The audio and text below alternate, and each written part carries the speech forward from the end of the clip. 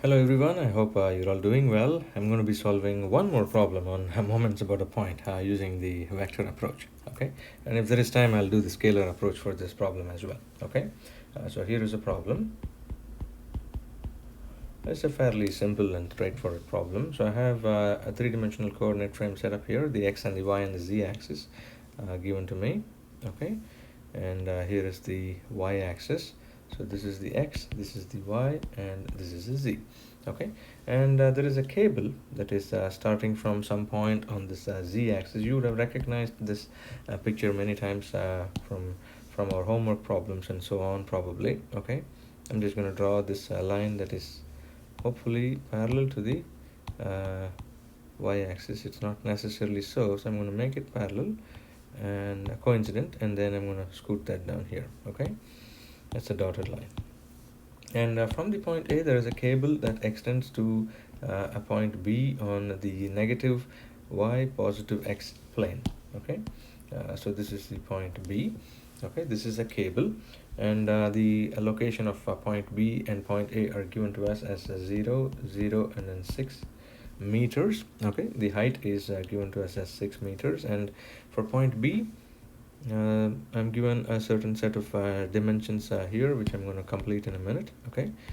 So that's given to me, and then there's also one more that's given to me. So suddenly I start seeing my pen misbehave, okay? So these are dotted lines, dimensions, and likewise this one here is a dotted line as well, and this distance is given to me as 2 meters, and not drawn to scale, of course, as you know by now. This is 3 meters, okay? And since it's a cable, the cable is in a state of tension. There is a force which is acting along the cable, okay? This is a force F, which has a magnitude of 560 newtons, okay? Here is the point O, okay? Determine the moment of this force F about the point O, okay? So that's what we need to do in this problem, okay? So find or obtain the moment of force F about the point O using the vector approach,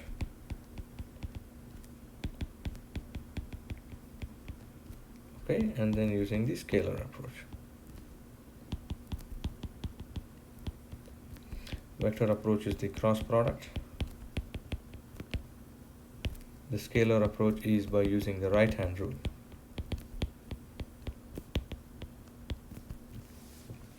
All right. So what am I going to do in this situation? Okay, so here are the things that we're going to be doing. I'll start off with the vector approach. So the first step is the vector approach. Okay, my writing wasn't that great there, so let me write that again. So vector approach. Okay, so what do I do in the vector approach is, I first write the force as a vector.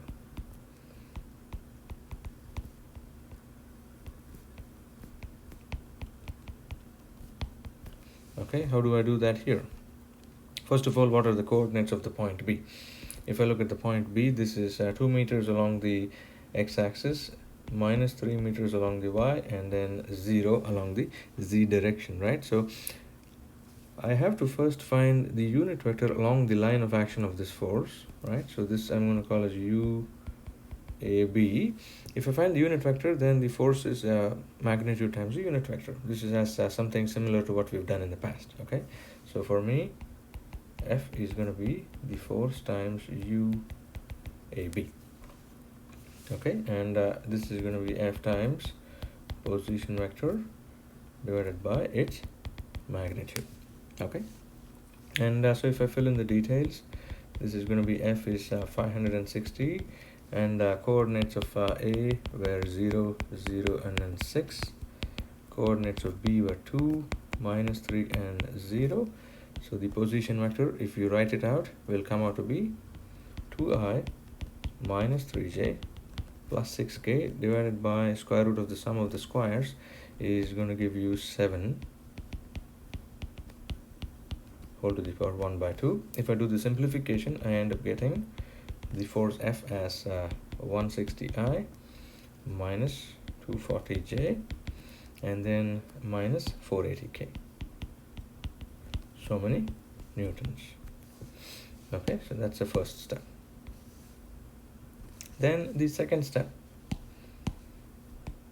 is to draw position vector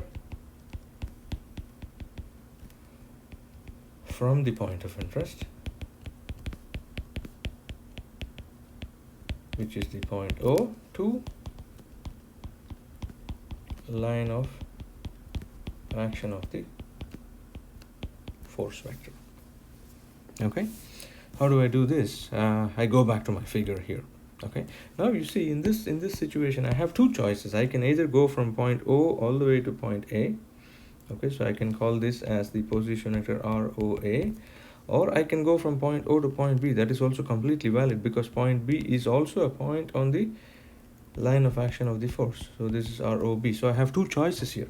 Okay, so I can either do ROA or ROB. Okay, so which means either ROA or ROB. Either of them is fine. So can choose ROA or ROB. Either is fine since A and B are both points on the line of action of the force. Okay, so I'm going to choose ROA because it is easier. Okay, so I will choose ROA. Can also choose ROB, same answer, same end result. Okay, so if I write out ROA, then that's going to be the coordinates of A and minus the coordinates of O, so that's going to be what I will end up getting. Okay, so I have the position vector and then I had the force vector somewhere out there, right? And lastly, my next step is just to do the cross product. Okay, last step is cross product. Okay, moment about the point O due to the force F is ROA cross F, or if you had chosen ROB, this would also be the same as ROB cross F. The final result will be the same. Okay, I set up my determinant, which is going to be I, J, K, the first row.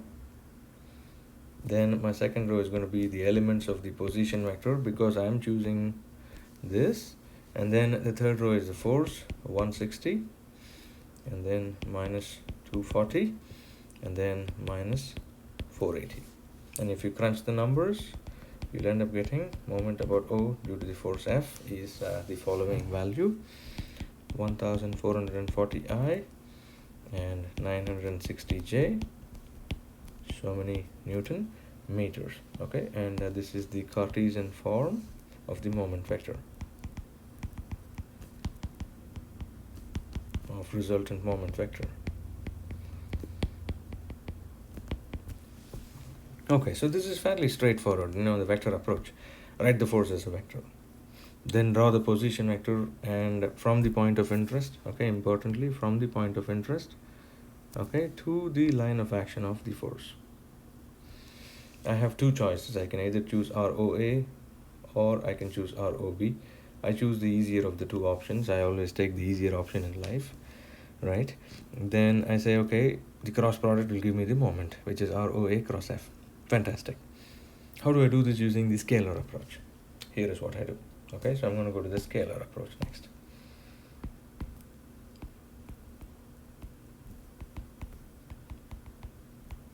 You see, this is a fairly short problem, so just to get our juices flowing, in terms of moments and so on. So if I go to the scalar approach, the first thing I do is this, okay, I'm going to write out, I'm going to bring this figure again. I'm going to draw this figure again, okay, with your permission.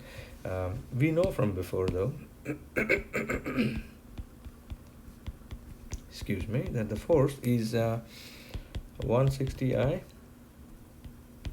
240J, 480K newtons. Okay, this is necessary for the scalar approach as well. Okay, so which means that the x component of this force is 160 Newton meters along positive x.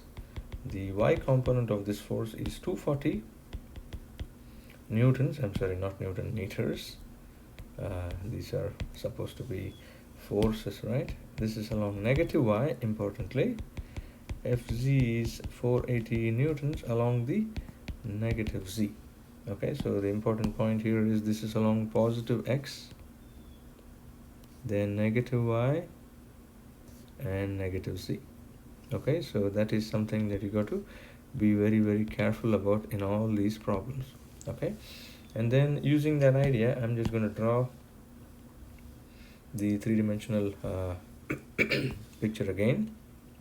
Okay, and with your permission, I'll draw the y-axis as well. So this is the x-axis, the y-axis, and this is the z-axis, and this is where the point A is, which means that is where the forces will be acting. Okay, and of course this is going to be drawn using dotted lines. This is the negative axis. Okay, now I'm going to draw all the components of these forces. So I'm going to draw the component of the force in the x direction to be positive. I have a small crick in my in my voice. Nothing to be alarmed about, of course. Okay, this is going to be the force Fx. Then you look at the force Fy. This force is in the negative y direction, so I'm going to be pointing it in the negative y direction. That is extremely important that you do that. And then lastly, I'm going to have this force in the z direction, which is in the negative z, so I'm just pointing it in the negative z direction, and the point of interest is the point O here. Now, moment about the point O due to the force F is moment about O due to the force Fx, moment about O due to the force Fy, and moment about O due to the force Fz. Right? That's obvious to all of us. Okay, this is the moment. So moment about O due to Fx. Watch this. For this force, it's sitting on the z-axis. It's intersecting the z-axis, so it's not going to have a component in the z direction. It's parallel to the x-axis, so the only component of moment that it can have is this. I take a line, draw it perpendicular to the line of action of the force Fx, and if I look at the moment caused, right-hand rule, use a right-hand rule, Fx times the distance of 6 meters is going to be a moment along the positive y direction. Okay, so this is going to be Fx times 6 meters directed along the positive y direction. Okay, that's one thing. And then I'm going to have one more moment as well, right, due to the force Fy. Okay, so first of all, a moment about O due to Fx is going to be Fx times 6 in the j direction. Okay, this is so many newtons. Then moment about O due to the force Fy. Be very careful. Once again, I have this force Fy. I'm going to take this force and maybe extend its line, okay, so that it's a little longer. Why not, right? Because it's also larger in magnitude. So watch this. From the head of this force, I find a perpendicular distance on to the point O. Okay, the point O is here. So from the point O, I drew, if I want to choose a different color, I drew a line that is parallel to that force Fy, and then this became the perpendicular distance. Okay, likewise, I did the same thing for the force Fx, as you would have seen.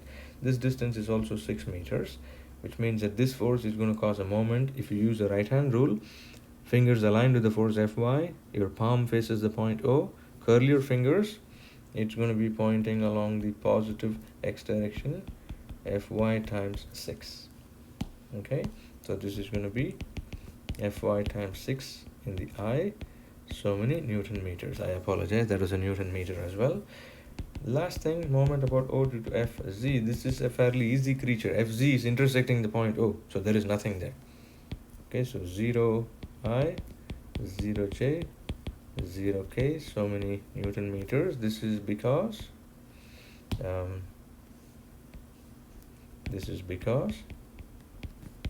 Fz intersects the point O. If I extend its line of action, you can see it's passing through the point O. Okay, so the line of action of Fz intersects, or maybe let me let me do that carefully, because Fz has a line of action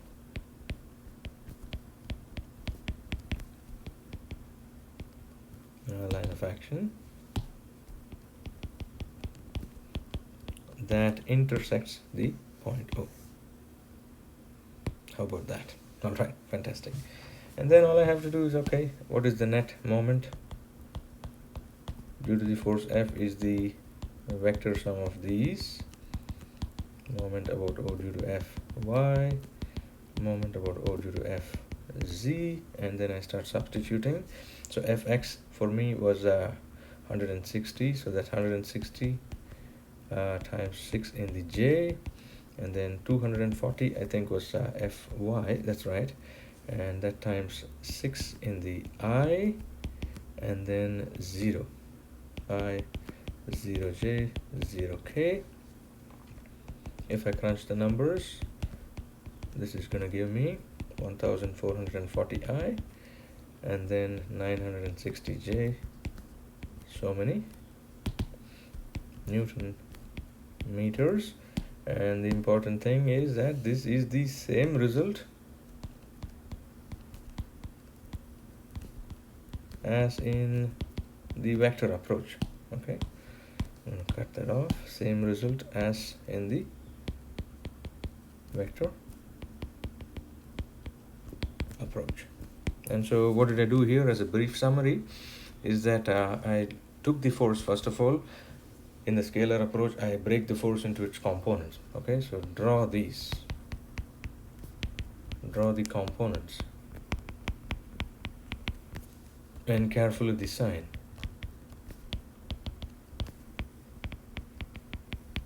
Okay, I drew the components positive x, negative y, and negative z. Negative z completely out of the picture because its line of action intersects the point O, so no moment. Fx is parallel to the x direction, so it cannot cause any rotation about a direction that it's parallel to. Fx has a line of action that's passing through the z axis, so it will not have any component of moment in the z direction. The only component with respect to the point O is going to be in the y direction. Okay, so that's Fx times 6. Then likewise for Fy, it's parallel to the y-axis, so no rotation about the y-axis. It's intersecting the z direction, so it's not going to cause any rotations about the z-axis. So with respect to the point O, the only rotation it causes is about the I direction. Okay, and then the vector sum of these is going to give me the resultant moment due to these different components, and this is the same as the vector approach. Alright, I hope these problems have been useful to all of us. Please take care of yourselves, and I'll hopefully see you all at some point. Bye-bye.